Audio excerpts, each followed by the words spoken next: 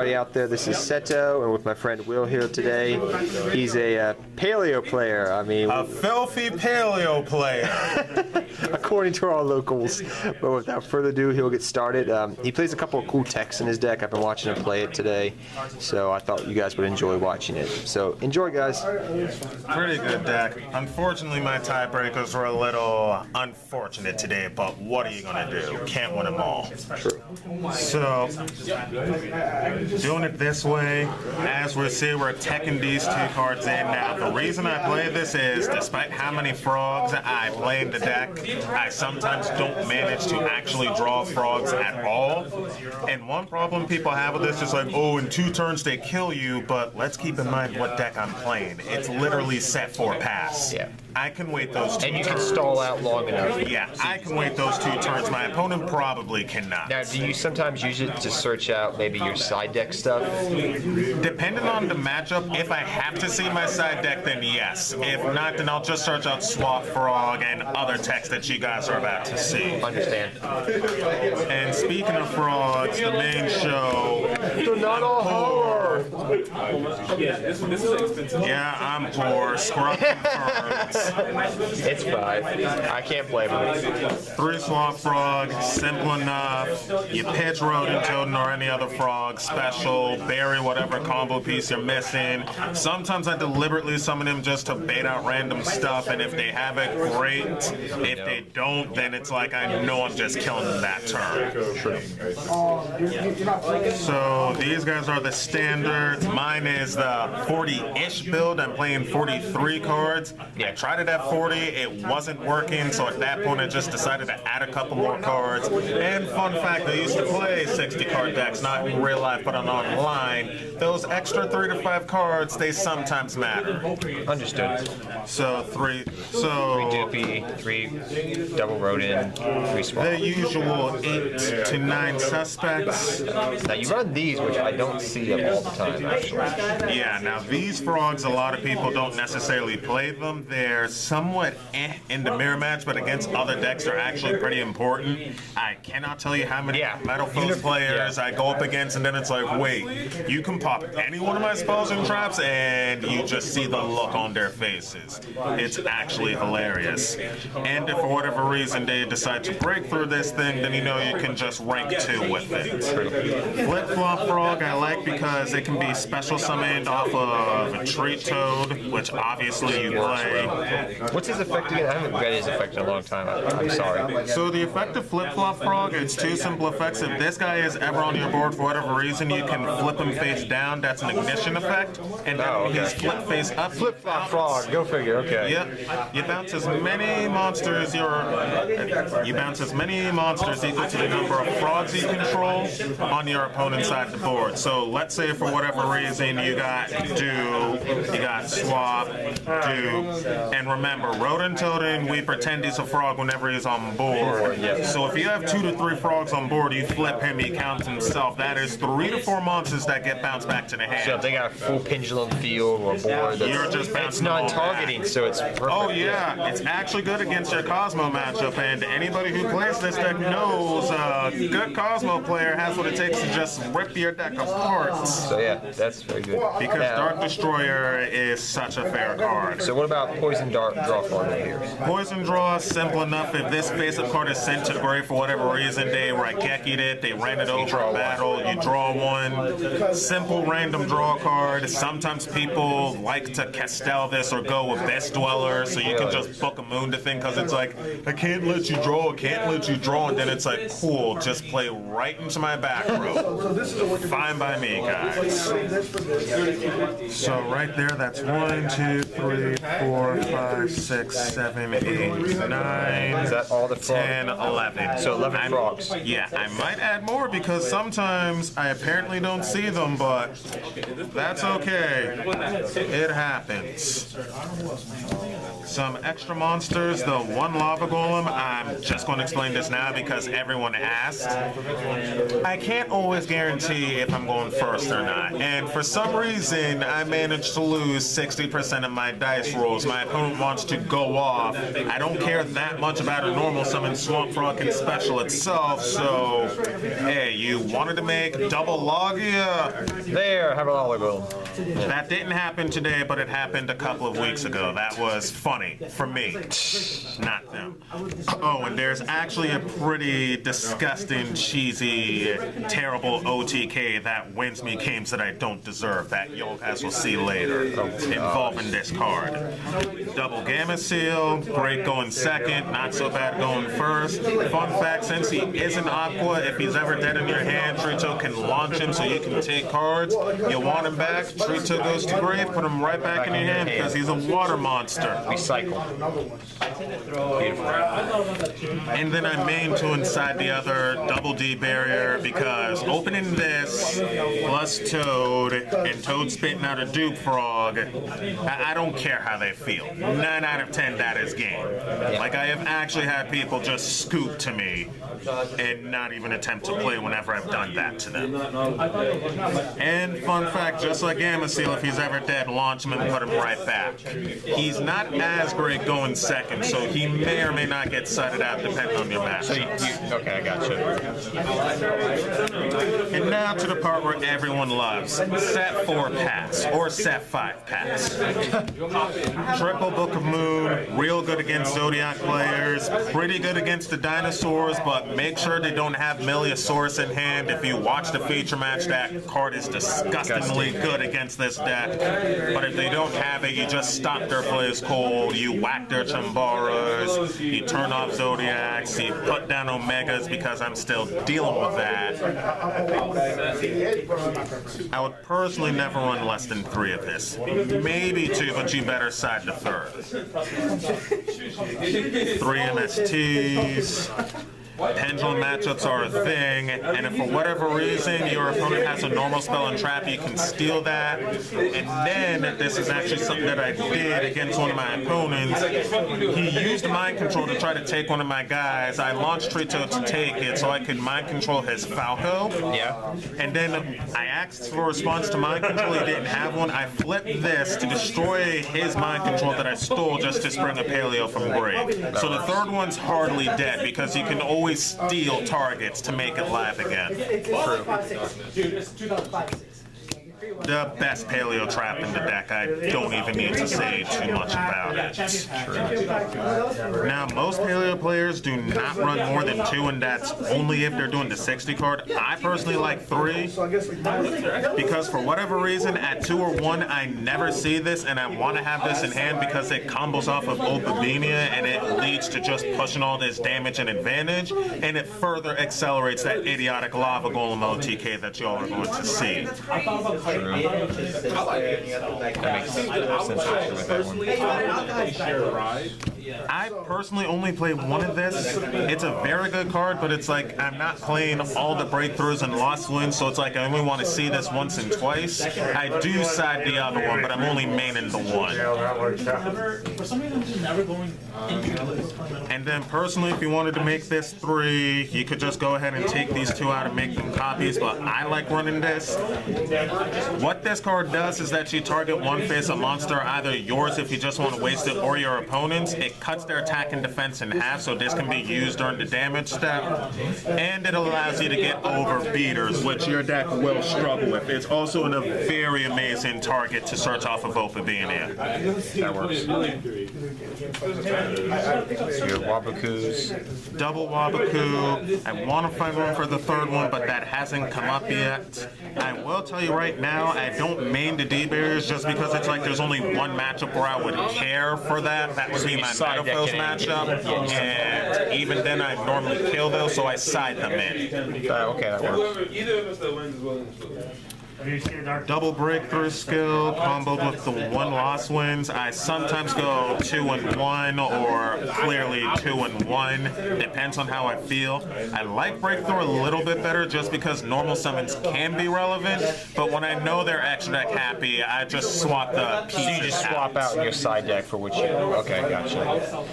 And this next tech, I don't know if people run it, but I really like it. Double XYZ Reborn. At first I was only running 1, but I decided to cut back Jack because for whatever reason I kept drawing him and I couldn't find my Fiend Griffins for the life of me. Now the only bad thing about this is that you can sometimes draw this when you haven't been able to make your XYZ, but unless you're breaking or your opponent just stops all your plays, you shouldn't be having that problem. And just so people know, this card will be very good in link format for XYZ decks. This will be one of your best friends. You should really pick this up because if the extra deck monster was special summoned the correct way and you bring it back, it won't go to wherever the extra deck zone is supposed to be. It'll go to your regular monster zone, and then you can just fill up the other one with another Exceed. Oh, and best part, it's more or less a free toad. I almost stole game from the dinosaur player, but I didn't think he had Tyranno Infinity in hand, so you played yourself well. Should have put it in defense, but live and learn. True. Very, very true. And then random one of this. I don't like the whole Reckless Greed thing just because Reckless Greed is very good in a deck that consistently searches and draws. But the only searching you're doing is more or less off of Duke Frog. And then obviously Swap Frog would mill. But the thing is, unless the Reckless Greed gets you to one of those 2 cards immediately, you put yourself in a losing position. Now, true, you could say, oh, you're drawing 2 cards instead of 1, but you go 2 whole turns without drawing. And if your opponent plays through your back row, you know you're more or less done for. At least when you still have the ability to draw, since you're literally just set in and passing, you can trick them into thinking that it's something real if for whatever reason it isn't. True. I never see this card when I want to. I'm not gonna lie, but whenever I do, I win. It's just that apparently Imperial Order and I are still enemies and we don't get along. But if you resolve this correctly, you just win. This didn't happen today, but against any deck that's spell heavy, Fluffles, your 60-card decks, realistically speaking, even Pendulums, because Metal Foes are not popping, they're just cute scales. And then the 1 compulse is the 1 compulse. You can make this whatever you want. As I said, this used to be a D barrier, but I only found those needed in certain matchups, and I've been running into decks that don't rely on the extra, so it's like I don't want to main it and have it be dead. I'd rather have compulse. But then if I know I can just sit on D barrier and win, then some of these just become D barriers and I win. That is very true. That's it for the main deck. That's 43 cards. It realistically plays like 40 because of the gold sarks and the poison draws, but the extra cards make sure that a lawn mowing deck just doesn't go nuts. Extra deck, triple tree toad. You gotta run this at 3, especially the way I have my deck set up. You are running this at 3. Not 1, not 2, 3. Well, you could maybe do 2, but you should do 3. Double Opabania. The 3rd one has never came up just because of the fact that by the moment I summon 1 or 2, I've more or less won. But Opabania is very important, as you already know. She searches your traps. So if you have her in the Paleo in hand, you search the Lynchiconia. Lynchiconia brings something back for Rodentone. You spring a Paleo. You activate the Paleo to bring back Lynchiconia and just do more things. I don't always make this, but whenever I do, this dude is like amazing. 3 effects, well, 2 because all the Paleos are unaffected by monster effects. Whenever a trap card leaves your field and gets sent to the graveyard, you excavate the top card. If it's another Paleo, then just win the game. Just win the game. And then if this guy has a trap as material, you can blow cards on either side of the field during either player's turn. And since he's unaffected, he pops your core Gorgon. If your opponent wants to lightning you, it's like as you enter your battle phase, let's just pop lightning, and him plus Toad is just ridiculous. That is more or less game, because Toad is taking whatever it is you want, and then you can just pop whatever you don't like.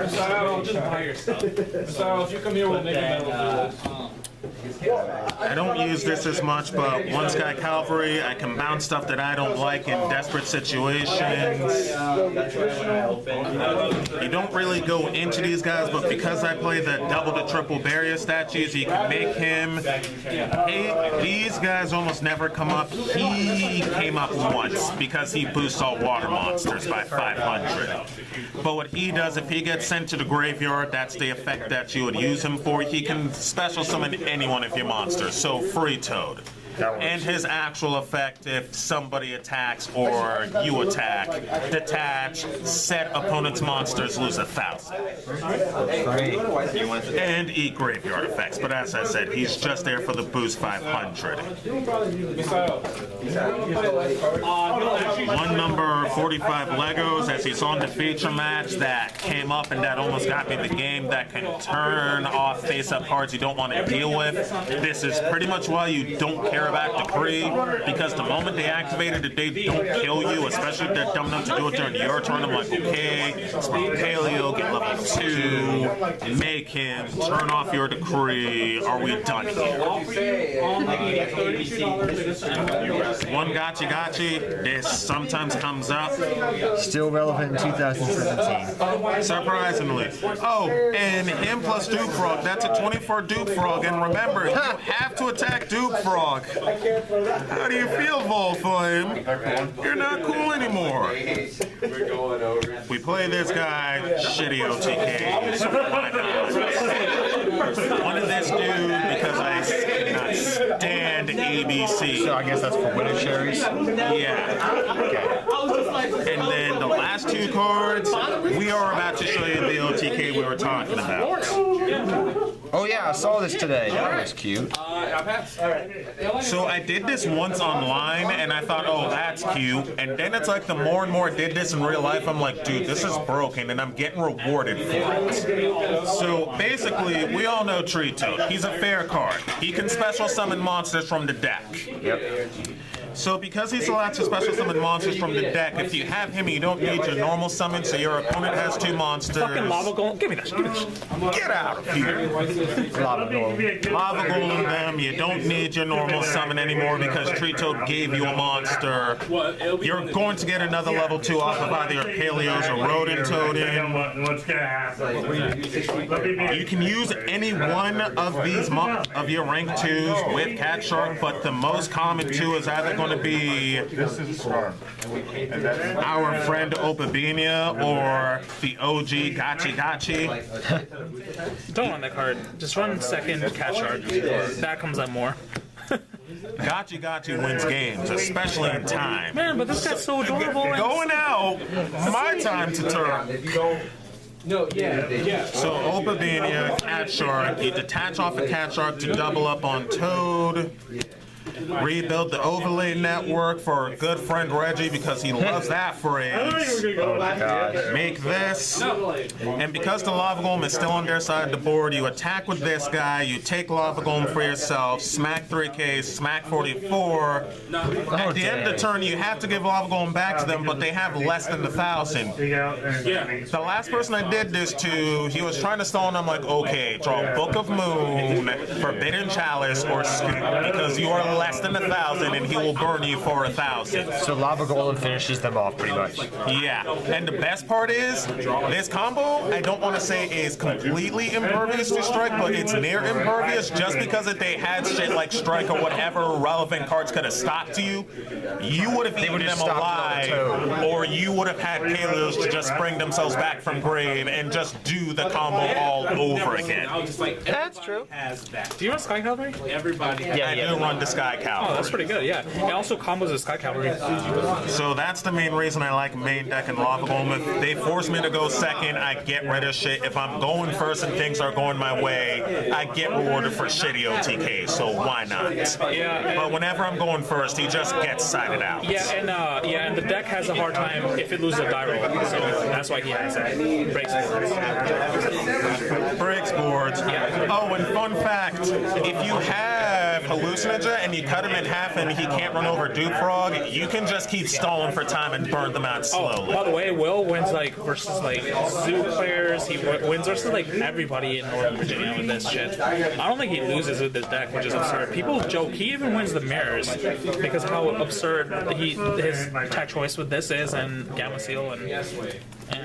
And that would be everything as far as side decks goes. I already told you, your side deck and triple wiretaps. Those will win the mirror matches more times than not single-handedly. Even zoo matches. Well, thank you, guys. Thank you, man. Until next time, take care.